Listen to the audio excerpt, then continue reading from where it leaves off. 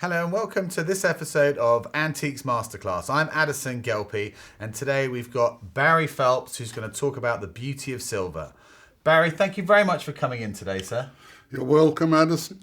And today you're going to give us a little overview on the beauty of silver. So what attracts you to silver? At the age of about 8, I was rummaging through one of my parents' attics, as one does, and I came across a badly tarnished dish. And, out of curiosity, I cleaned it, and it turned out to be an Armada dish. An Armada dish is one of the most beautiful shapes for showing the silver to best advantage.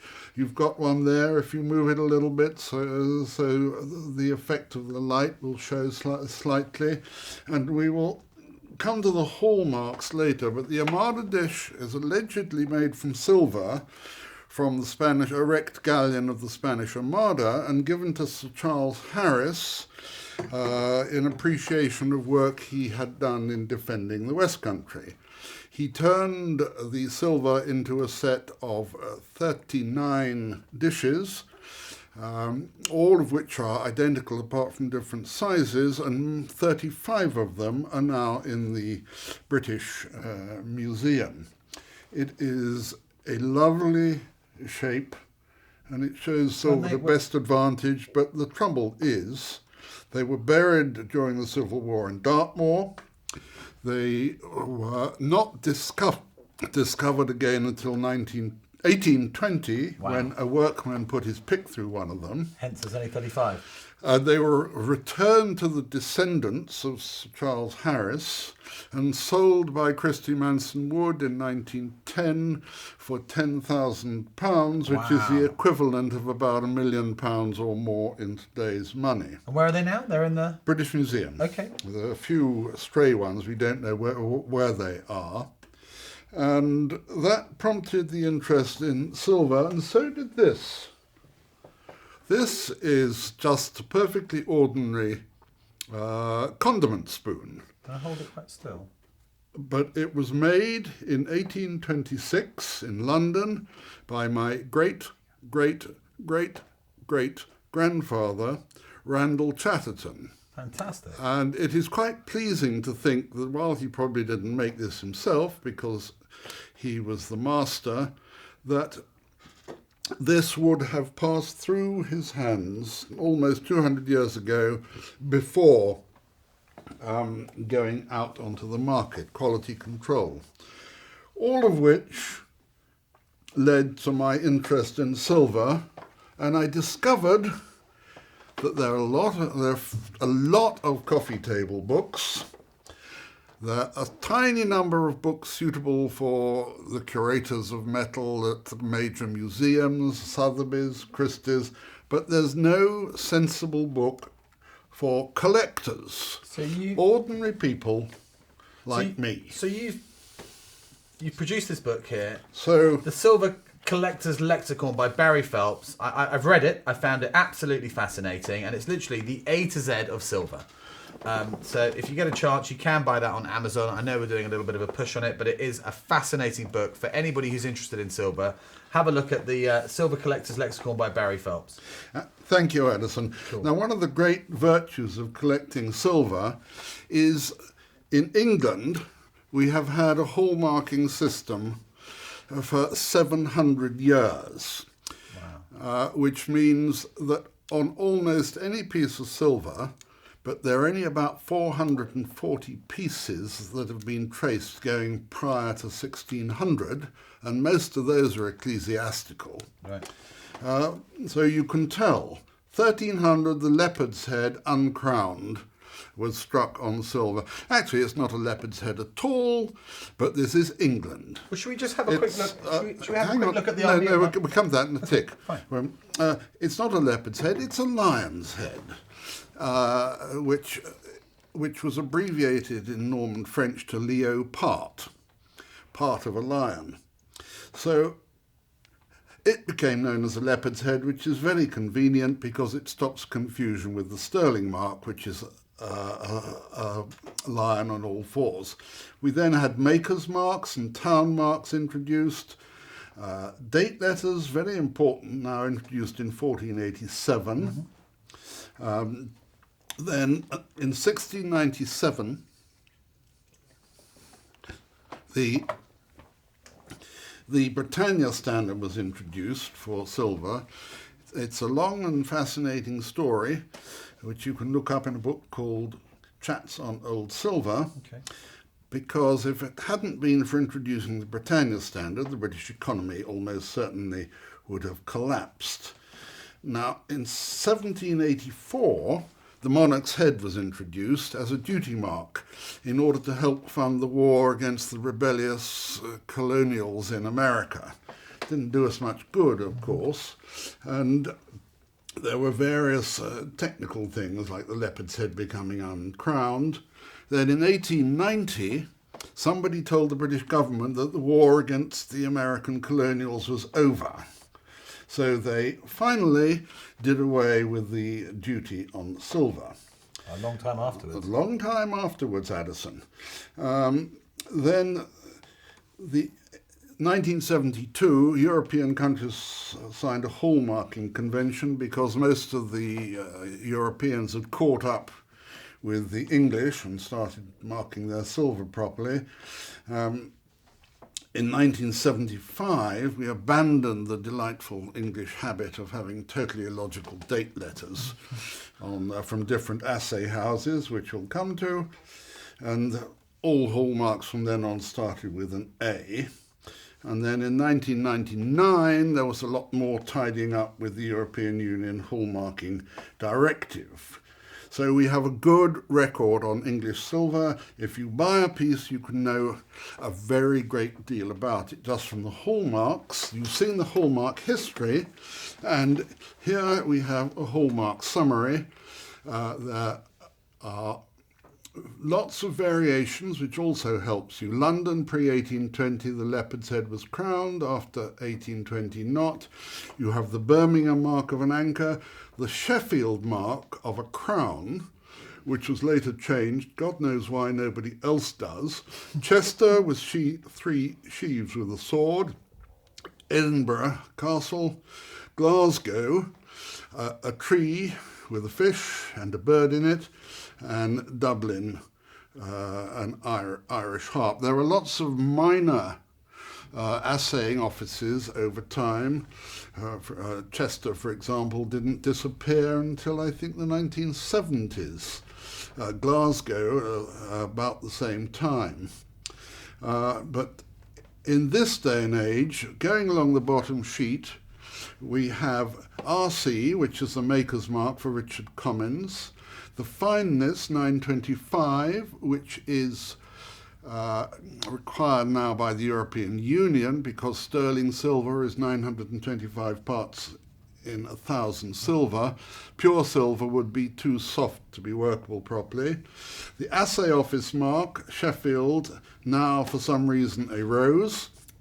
The sterling standard, which is the lion passant, and the date letter, the year, that's G. So you've made that very simple, actually. That's good, because it's so confusing to the viewer if they're not really into silver to understand all the silver. Yeah. Now you have there. We've got the next. You have there a typical hallmark, and although it's incomplete, you can work out everything from it about the spoon who made it. And Addison has pointed out we should talk about the hallmarks on silver. Now, that's it. You can probably see those there that's it. On the left you have the maker's mark, which in this instance is Mappin and Webb. You then have the sterling mark 925. You then have a little cross with 2000 on it. That shows it was made in the year 2000 to celebrate the new millennium. You've then, hang on. That's the little rose there, which is the You've Sheffield. then got the Sheffield rose, which is not so clear. And finally, On the end, you've got the sterling lion. So, Dust Those Marks tells you a great deal about it. And well, that makes it very clear. So that's that simple, really. Just to look at it, you can look at the marks. You can always come back to this slide here. It's superficially simple, and after that it gets complicated. But in this day and age, you have the internet, and it is so easy. There are a number of excellent sites which you can look at and check. This being England, we have styles that are dated by monarch and by style. Actually, it can be quite helpful. You've got Queen Anne, which is often reckoned to be the finest English silver ever made. Early Georgian, mid-Georgian, late Georgian, self-explanatory. Regency silver, which tended to be a bit like the Prince Regent, King George the Fourth, ebullient, overweight, and flashy. Victorian silver, 19th century, not a style, a period, with many different things. Edwardian, just the fag end of the Victorian period. George V, you have to be careful if you see something on eBay, for example, advertised as Georgian silver. Make sure some dodgy dealer isn't trying to sell you something by George V or even George VI and hope you'll think it was made in the 18th century. Edward VIII, irrelevant. Although one dealer sold a piece on eBay with, quote, a rare Edward VIII hallmark, a very overpriced item, and some damned fool was silly enough to buy it. It did not have an Edward VIII hallmark, it merely had the year letter for 1936. Oh my goodness. And of course, in the last 60-odd years, we've had Elizabethan silver, but it hasn't produced any unique style. But you then have the periods of English silver, and you can look these up. Baroque, of course, auricular or lobate, which is allegedly, and I'm not sure this is true, based on the shape of the human ear, and is said to be the only style developed purely by silversmiths. Yeah. You've got Queen Anne, Rococo, Adam or Neoclassical, Chinoiserie, Regency, Gothic Revival,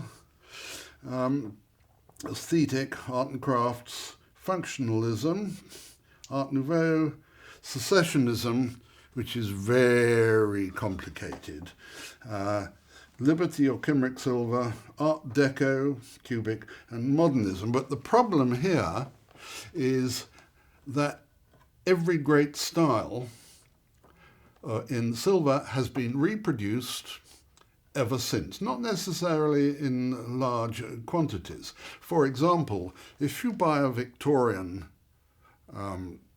copy of Queen Anne silver, and it hasn't been mucked about with engraving and chasing and decoration, it is almost as valuable as the original, for the simple reason the Victorians made them much heavier.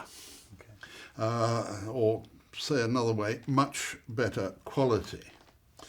We're now getting on to one of the reasons why silver is the most beautiful of all metals for anything that you're actually going to use and want to have. Beautiful. These are two ewers. One is by Paul de Lamery and the other is by Paul de Lamery. Gold and silver.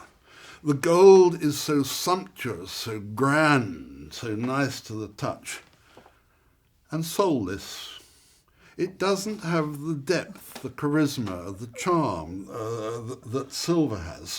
Silver has the patina, the depth which gold lacks. At least you're not biased, Barry. That's what I like about you. Never biased. The other problem with gold is you couldn't make a gold tankard be far too heavy. And one of the Tsarinas of Russia said, "We're always being dined off gold plate, so we never get a hot meal in our lives because gold just sucks the heat out. Aluminium. Eros is aluminium, which is the only way he can look so light, almost airborne, but it's not something you'd want on your drawing room table. That's a chrome teapot. Yuck. There you can compare a silver beaker with a copper beaker. The copper beaker is just flash, and copper is too reactive as well. There you have something unusual, a tin tankard. Too brittle. Yep. No real appeal, although my great-grandfather built the organ in Blenheim Palace, and the pipes are pure tin, which gives a very beautiful tone, and a silver tankard next door for comparison. Now, the art of the silversmith is not dead, thank God. This is a modern piece made by a student at the Bishop's Land Silver School, and it shows the fluidity of silver, which can be one of the great joys of it.